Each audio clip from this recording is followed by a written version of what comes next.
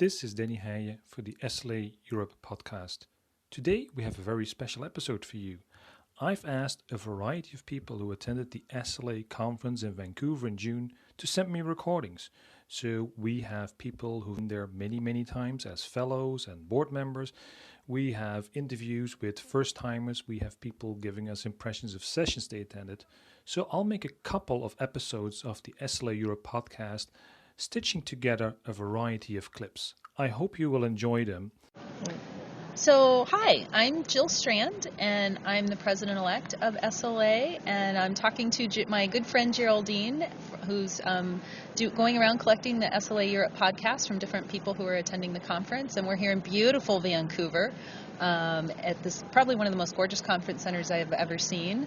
So I'm sure Boston will do well too, since Geraldine's on the planning committee for that. But yeah, that's me. So. Well, Jill, thank you very much for accepting to talk to me today, because I think it's always great to have one of the SLA VIP sort of talking to our listeners in Europe and giving them the opportunity to have a quick catch up with what's happening at the conference. So VIP, what I mean by that, Jill, is that you're actually the current president-elect of SLA. What does that mean, and what's your role here at the conference this year? Well, really my role is to just be a productive member of the board. I kind of joke with Kate Arnold, who's the current president and from the UK, that I'm the backup, I'm the night shift, so that we're using the time difference to our advantage. If something comes through on a discussion list that needs a little triaging, I can kind of do that for her until she's got time to take a look and focus on it.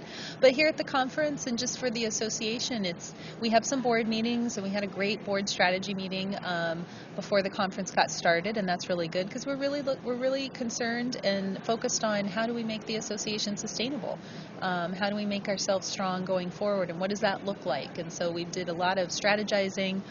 There were some colored scented markers involved, maybe a little sniffing of the markers, but that was more fun than anything, kind of trying to relax and have a good laugh. But it was a really good session. I think we all felt it was very productive, and there's still a lot of work to do.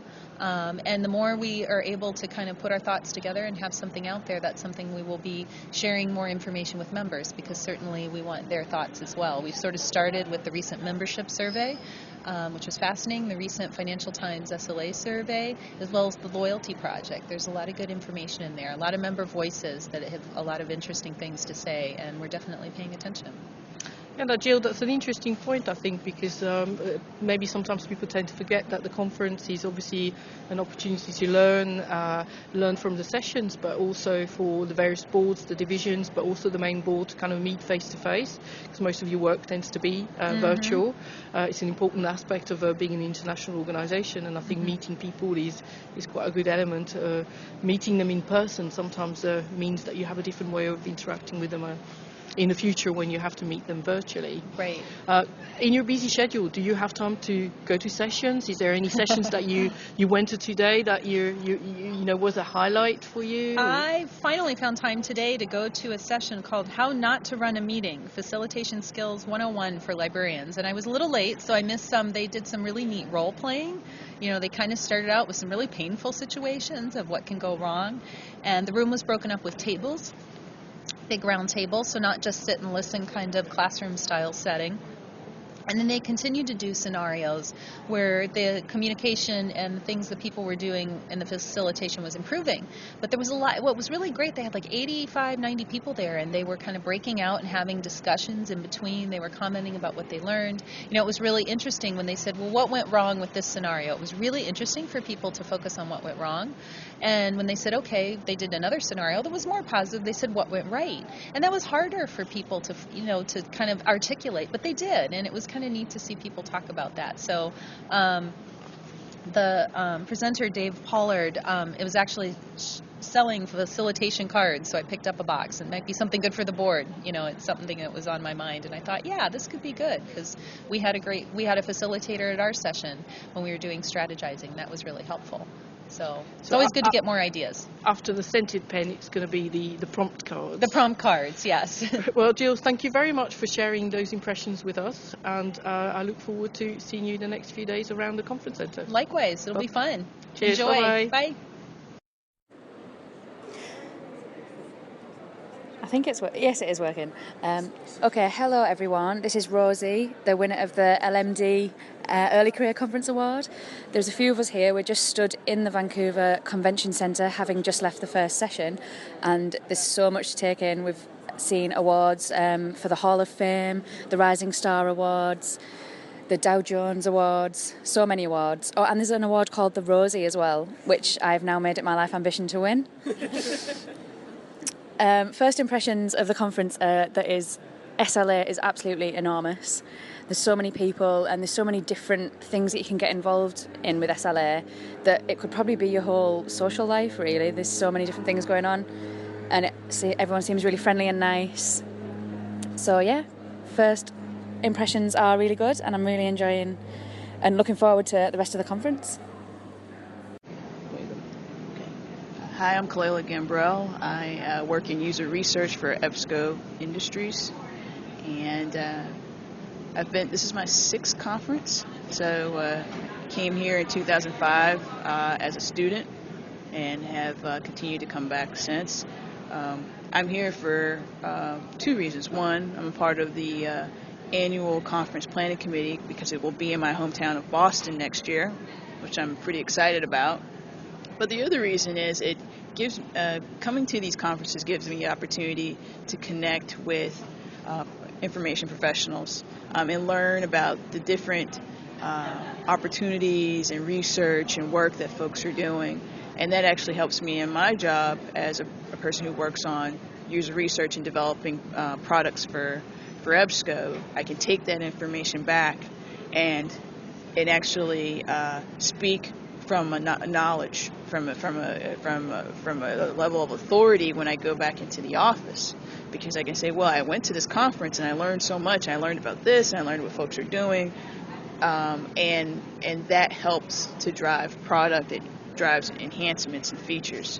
So from a professional level, that's great. From a professional / personal level, it just gives me an opportunity to stay engaged in the profession and learning about what new things are happening and new trends are happening.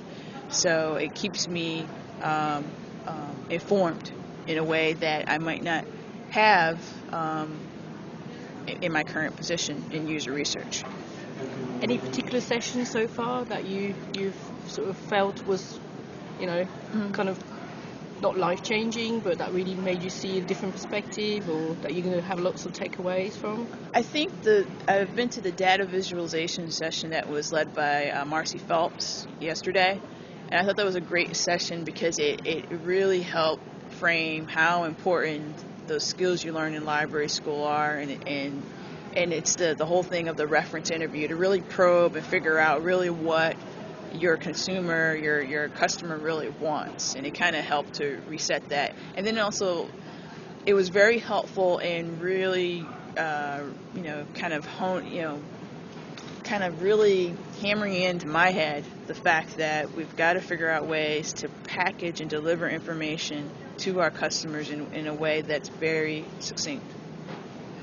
So I think it just reiterated that, and then I just came from the social media session with Marie Cattle from LexisNexis and Zena Applebaum. I hope I said her name right. And that was, again, reiterating that. It reiterated the fact that there's a lot of, kind of ask those questions to find out really what you're trying to gather, especially with information overload. It's even more important today. And then figure out ways to kind of curate that information so you can then locate it and then deliver it to your customer or consumer as soon as possible. Excellent. Well, thank you very much. That's been helpful and useful for sharing with SLA Europe listeners who didn't make it to the conference. But hopefully they'll make it to your hometown next year in Boston. Yeah, hope so. Enjoy the rest of the conference here. Thank you. Bye-bye. Thank you. This is Dave Cappoli. I am a candidate for Chapter Cabinet-elect, and I am also a law librarian with the UCLA School of Law, and I'm bringing you a very high-end overview for the SLA Open Board meeting that was held on June 7th. It was noted during the meeting that the 3 priorities as put forth by Kate Arnold, the president, are the focus on the value of the information professional, the value of SLA, and the value of the membership experience. And these three priorities will inform the activities of the association from 2015 to 2017. She noted that the membership level was at about 8,000, and though it does vary daily, that's approximately where we hold right now.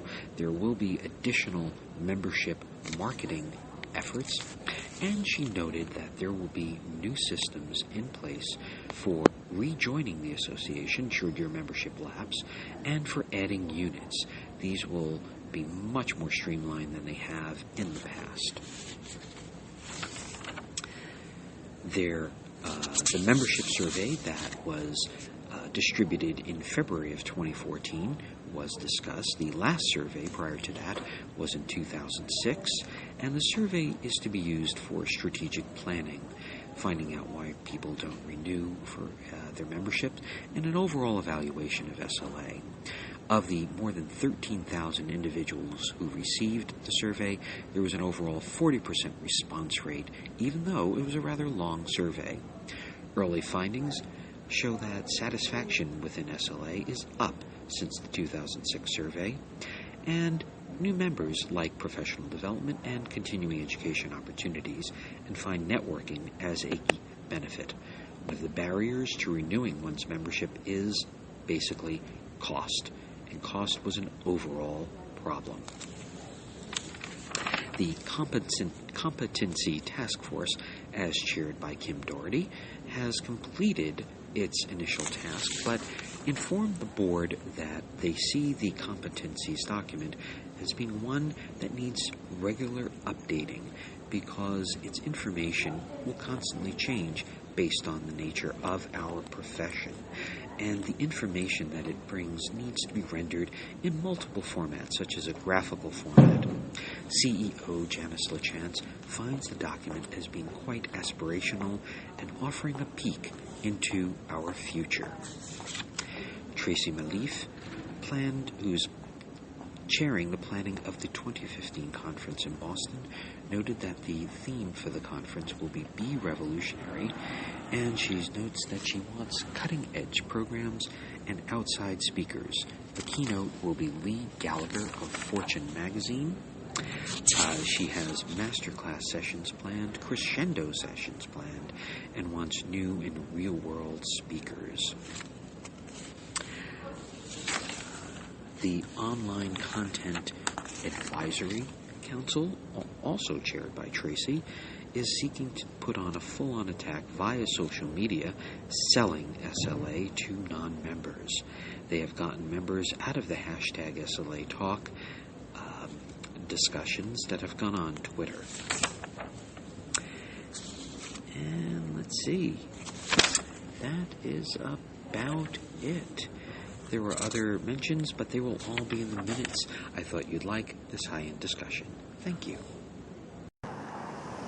Hello, Denny. Hello, SLA. This is Marlene Vogelsang checking in from the beautiful Vancouver Convention Center. What a gorgeous city this is. And the sun is shining. It's a beautiful day. I'm really looking forward to this conference. For me, it starts right away. I'm doing 2015 planning this afternoon, then on to the first-timers welcome reception, and then my favorite fellows dinner. So I'll be checking back in later. Thanks.